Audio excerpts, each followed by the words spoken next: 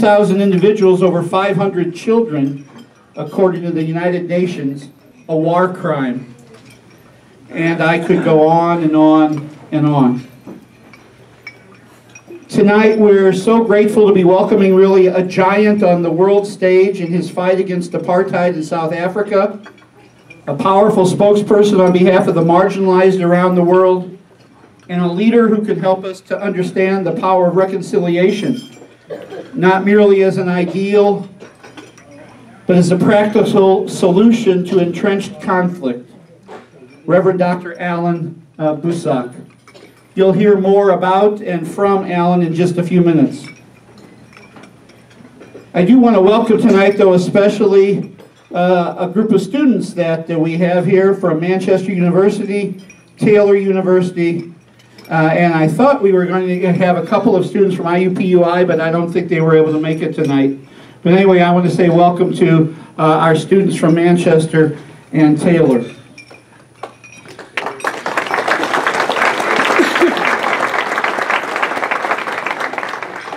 I also want to welcome our very dear friend from Bethlehem, Zugby, and his wife, Elaine.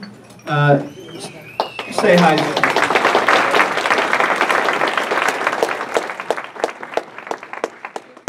Elaine is a graduate from Manchester College. She grew up in South Bend. And their two sons, Tarek and Lucas, are the two students from Manchester University. And Zugby, you don't remember this maybe, but I do. It was 16 years ago this past week that I first met Zugby at a conference in Amman, Jordan, and he invited me to come and visit him in Bethlehem. And so I went and I saw, and my whole world was changed. I often like to say that the Indiana Center for Middle East Peace and all that we've done over the last 9 years and all this that you see tonight would not have happened without Zugby. So Zugby, thank you so much.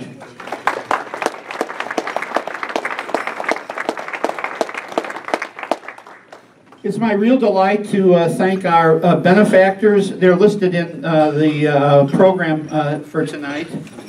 Each one of them has been so generous in their financial support, and it's safe to say that without their generosity, we wouldn't be able to be doing what we do so effectively. We also want to say thank you to those who donated items for the auction tonight, and they're listed in the program too.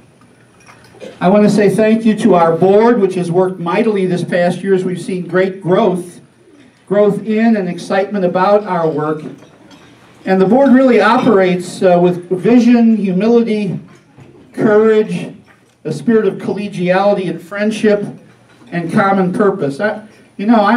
These folks just surround me with energy and vision and action, and I'm just really proud of them. And so I want to just ask the board members to stand and for you to recognize them.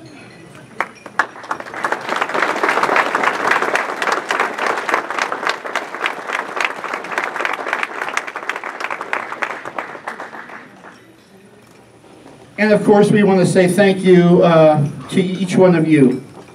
You are faithful in your support through your attendance at our events, your prayers, your contributions to the cause, financially and otherwise, through spreading the word about our events, through your discussion of the issues with your friends and family, and all the many ways you help us to do what we do.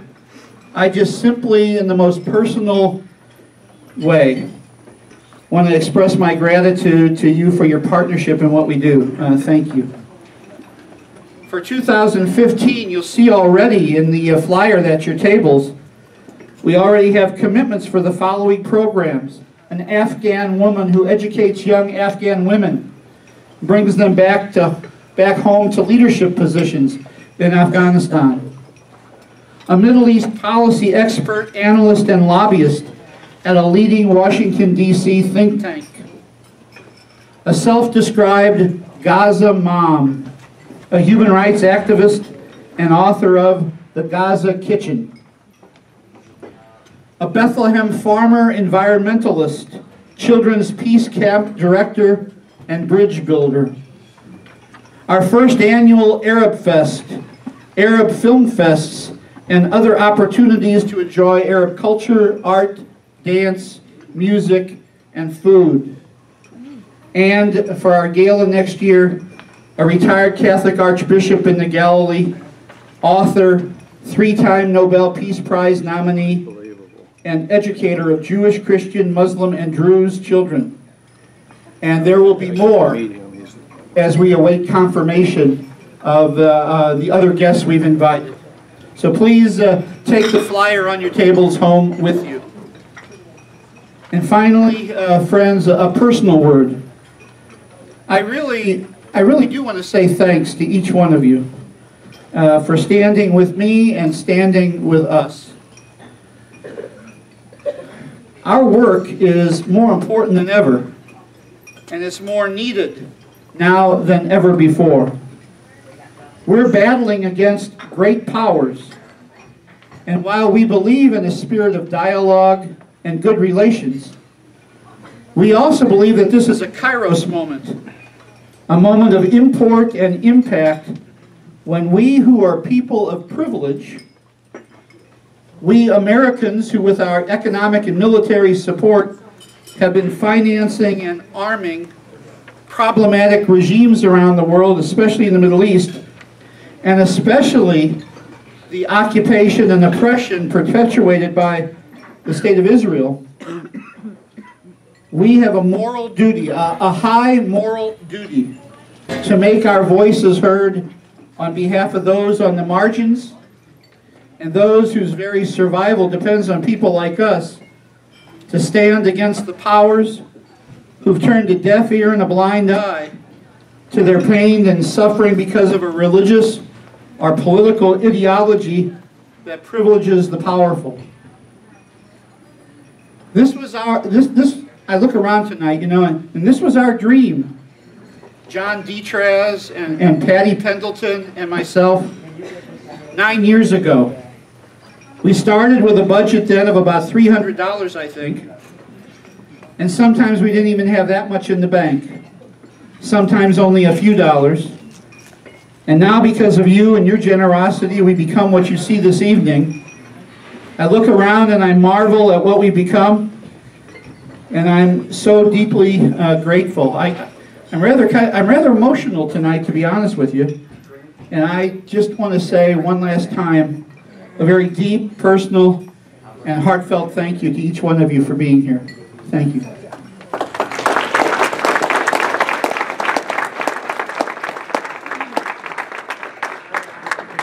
I'm going to turn things over here now to Terry Doherty to introduce our speaker for the evening. Terry?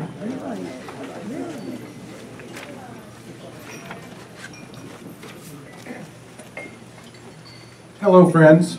Hello. Indiana Center for Middle East Peace is pleased to present, and I'm personally honored to introduce our speaker this evening. Reverend Dr. Allan Boesak is a theologian, humanitarian, prolific author, and tireless advocate for social justice, Christian Theological Seminary and Butler University named Dr. Boesak the Desmond Tutu Chair of Peace, Global Justice, and Reconciliation Studies at both institutions in 2013. Dr. Boesak was president of the World Alliance of Reformed Churches, which under his leadership adopted the Apartheid is Heresy Declaration. Along with Nelson Mandela and Archbishop Desmond Tutu, Dr. Boesak was one of the leaders in dismantling of apartheid and the promotion of reconciliation in South Africa. His social justice authority during advocacy during some of the 20th century's most tumultuous social eras served to advance a wide breadth of organizations committed to advancing the movement. And Mike said to be sure to cut my comments short so that Dr. Boesak could have time to speak. And rather than read off all of his awards and the positions of leadership that he has held over the years, I would just mention that he was the recipient of the Andrew Murray Desmond Tutu Prize, South Africa's highest award for religion, and the Robert Kennedy Human Rights Award, and the Martin Luther King Jr. Peace Award. And oh, he's got 12 honorary degrees, including Yale and the University of Geneva.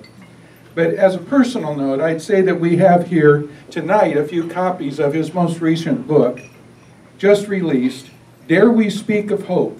Searching for a Language of Life in Faith and Politics. In the introduction to his book, he quotes Dietrich Bonhoeffer, the theologian who stood up to Hitler and the Nazi perversion of the German evangelical church. Bonhoeffer said, "Things do exist that are worth standing up for without compromise. To me it seems that peace and justice are such things, as is Christ himself." Dr. Boesak's summary of Bonhoeffer's statement is to say, and I quote, "If one says Jesus, one also has to say justice. If one believes in Jesus Christ, there can be no compromise on one's commitment to justice and peace. I'm happy to present to you a man who stands for justice and peace for all, black or white, man or woman, gay or straight, Christian, Muslim, Jew, no matter what." Please join me in welcoming Dr. Allan Boesak.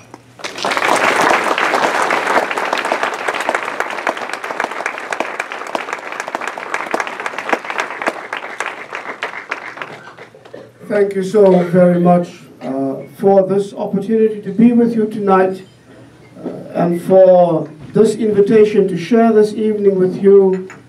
Thank you for your warm hospitality. Thank you for your introduction, Terry. And I'm grateful to the Indiana Center for Middle East Peace for the work that you do. So before I say anything else, if this thing goes up and down, please blame the people in the back who are responsible.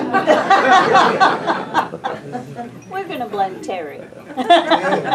I'm taking off my watch because I know we've got to be out of here by 9 o'clock at the very last. But you know what they say about black preachers, right? When they take off their watch and they put it down there, you know they're lying. So. I love a liar. I won't lie to you tonight. Let me begin by saying to you how much I appreciate being with you because of the work that you do. For those of us in the thick of struggles for life and death, and for justice and peace, and for equity and dignity, we understand, don't we, Zumbi, that we can never fight those battles on our own, that we are constantly on the verge of being drained of energy and of hope and of our vision because of what we see and what others close to us have to go through. And because we know intimately what destructive powers can do to those who are vulnerable. And therefore, when we are at a point where we feel we cannot take one step forward, it is wonderful to know that in so many ways, from afar, sometimes also sometimes nearby, one is surrounded by friends, by courageous women and men who in their own situations stand up for justice and peace and for what is right. You give us so much courage. You uphold us in so many ways that you may not even begin to understand. And I want to thank you tonight for this work that you are doing. It is a great work. And if we do not all do this together, then somehow we will fail our mission in life, which is to make this world so much more humane than it is, and which is to make it a safe place for our children. My own involvement with the Palestinian struggle goes back to the early 1980s, when I was invited by my good friend Gabi Habib, who used to be the General Secretary of the Middle East Council of Churches, to visit the Shatila camp in Lebanon, the south of Beirut, I think it is. I then saw the devastation wreaked upon the lives of people. I saw the pain and the suffering. I saw the desperation and the fear, but I also saw the hopeless hope, the longing for a home, and also the determination that people expressed to me that we have a home and we are determined to return to that home. They have been there since 1948. They are still there. Their numbers swelled by the refugees from Syria in these last fateful weeks and months. I felt then a deep bond of kinship. I also felt solidarity in struggle. I also felt this kinship in hope and in suffering. Up to that point, I had dedicated all my life to the struggle against apartheid. Our people's pain were uppermost in my mind. Our people's suffering had taken a hold of me, and our people's hope would not let go of me. I had to be involved in that struggle against apartheid, which, like Nazism, was declared a crime against humanity. The only two political systems in the 20th century that was declared a crime against humanity. But I thought that nothing else would be more important in my life in terms of the struggles for justice. My generation, by that time, had seen more than we had wanted to see, and sometimes more than we could handle. We had seen our known non-violence defiance campaign led by Albert Luthuli and a very young Nelson Mandela at the time. We had seen also the vicious reaction of the apartheid regime to that non-violent campaign. We began to slowly understand just how far the South African government would go to maintain and protect racism and apartheid and white power and what privilege. In 1976 we would see even more to what extent they would go, but we had then also seen the 1960 massacre at Sharpeville, when non-violent protesters against the past laws were stopped by the police in Sharpeville, just south of Johannesburg, and the police used live ammunition. 69 people killed that day, most of them shot in the back, over 180 wounded. We had seen also the massacre after the Soweto uprising in 1976, both in Soweto and in Cape Town and in the Eastern Cape, all over the country. We had seen torture and imprisonment and assassination of activists and our leaders. We had lived through the torture and the murder of our own Steve Biko. I thought, time for nothing else. All my concentration and all my energies had to be spent to stop this horror in the country of my birth, to stop the slaughter of my own people.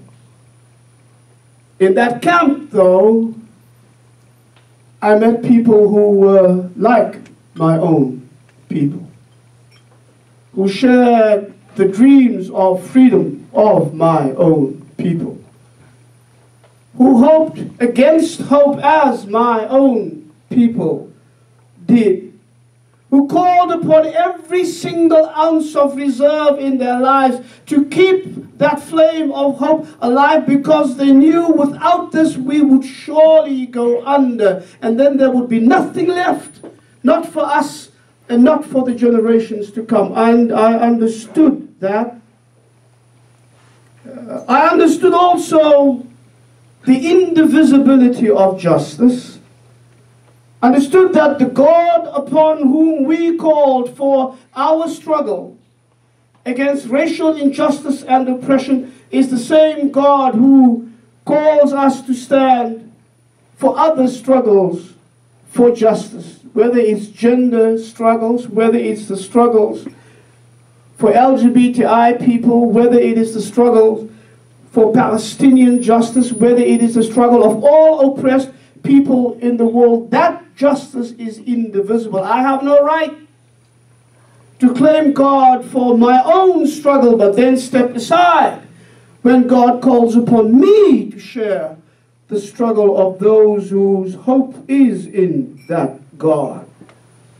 I also understood as a Christian the life of Jesus of Nazareth better, and the claim of Jesus of Nazareth upon my life. What Terry had quoted tonight is also a favorite quote of my new friend Ron Caldwell right here.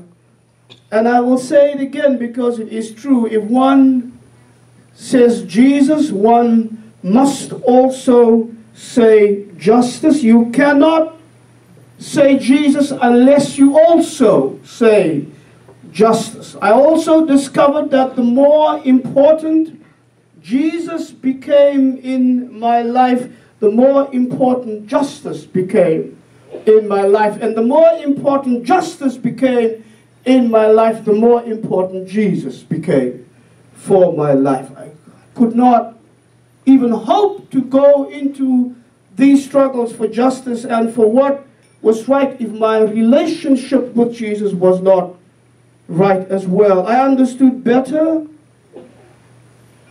that the struggle against apartheid in South Africa was not just a struggle against apartheid in South Africa, it was a struggle against apartheid everywhere. Because for us, we saw better than before how apartheid became just the most immediate and the most tangible symbol of all systems of oppression, of all systems of slavery and dispossession, of all systems of domination and subjugation, of violent rejection of others and the deadly arrogance of power. No wonder that South Africans, especially black South Africans who have suffered under apartheid, understood the Palestinian situation so well. We recognize it for what it is. It is everywhere, not just as in South Africa, in the theological claims of chosenness and exceptionalism that give one the right, apparently, to dispossess and exploit and oppress and annihilate because you claim that it is God's will. Those are the false claims of a distorted and ideologized religion. But we saw the similarities also in the daily workings of apartheid, which we saw when we went to that land. The rigid desire for control, the lack of freedom, the mockery that is made of democracy, the lack of human rights, the mindless and endless dehumanization, the relentless assaults upon people's human dignity, the dispossession of land, the dispossession of a sense of belonging, the ruthless destruction of all hope. But there are things that ladies and gentlemen, this I think is a bit worse than what apartheid ever was. It's not just in the occupation, but maybe summed up in the one word, occupation. The deadly intent of economic stranglehold that never ends, the occupation and relentless war, the wall, that wall that is everywhere. We never had such a thing. White people did not want to sit next to us, but they never made us ride separate roads. Our contamination did not go that far, apparently. Most important, we had what Palestinians never had, which only begins to surface at this point in our history. I'm talking about genuine international solidarity. By the 1980s, the anti-apartheid movement was everywhere in Europe, in Britain, in the United States, and even in Japan. By the 1980s, the churches in this country had all taken a stand against apartheid. They knew what the gospel called them to do in our situation. By the 1980s, there was hardly a campus that was not aware of what was going on in South Africa. By the 1980s, students were everywhere calling upon their boards and their governors and their people who are in charge of their administration to divest from South Africa. The boycott movement was in full swing. Every time I came to the United States, and you will hear Archbishop Tutu testify about that as well, we left here immensely encouraged by what we had heard and seen. I often tell people that I sometimes felt like the man that the gospel tells us about. The paralyzed man whose 4 friends had heard about Jesus and who decided to take him so that Jesus could heal him. And they took him on his bed and they carried him, these 4 friends. And when they got to the house where Jesus was, they saw the crowd surrounding the place, and they knew that there was no way that they could go through the crowd in order to get to Jesus, who was inside the house healing other people. And so they found a way to break through the crowd on the other side and climb up the wall and onto the roof, and they broke the tiles of the roof, and they did whatever was necessary to make a way for their friends to see this man who could heal him. And they lowered him through that hole that they made in the roof so that Jesus could see them. And then the gospel says when Jesus saw their faith, not his faith, I thought I understood that man. By the time his friends picked him up to take him to Jesus, he had given up. By the time they told him there was a man here who can heal you, he could not believe that anymore.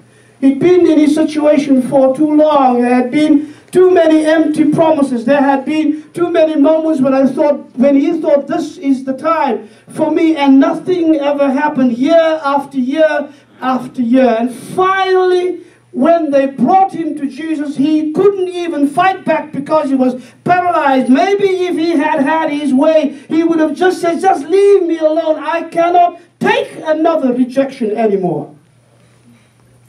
And he could not bring up the faith. So he had no faith left. And so that's why the gospel says when Jesus saw not his faith, when Jesus saw their faith, he said, be healed. I sometimes felt like that I came here from places that I would never be able to describe, being through situations that I could never find words for, struggling with pain and with confusion and with my inability to understand how people could do this to other people. And I sometimes felt that I could not cling to that faith that was necessary. But when I come here, I felt that I was sometimes carried by people who never lost their faith. And I come here and they took me to a place where I could find healing. Palestinians don't have that. For the last 60 years at least, their story never mattered. Their pain never counted. Their suffering, unlike the suffering of my people, didn't seem to move people. Certainly not those in power. And so they had what we never had. We had what they never had. Your presence here tonight is a sign that that is changing. Your presence here tonight is a sign that there is a new day coming, that people do care, that people are willing and ready to stand up for justice for those people in that very difficult situation. And that I find amazing. Part of the work that I was called to do through the United Democratic Front in South Africa was to work for nonviolent change inside and to call for nonviolent pressure from outside. We said to the world, we do not want your guns. We do not want training in how to explode bombs. We do not want any of that. What we want from you is what we know you can do, is the power that is in your hand, because your government and your corporations are propping up this evil system at home. If you withdraw your support from them, we will take it forward. But it is necessary that they understand not only that you say this is wrong, but that you do something that shows that you believe that it is wrong and that you will no longer be complicit. That is why we called for boycotts and for divestment and for disinvestment in South Africa as part of our non-violent strategy. And I can tell you tonight it worked.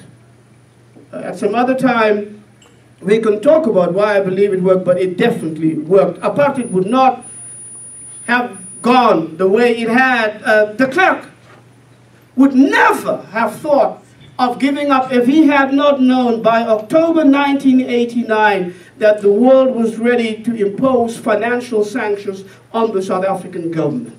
And to recall all those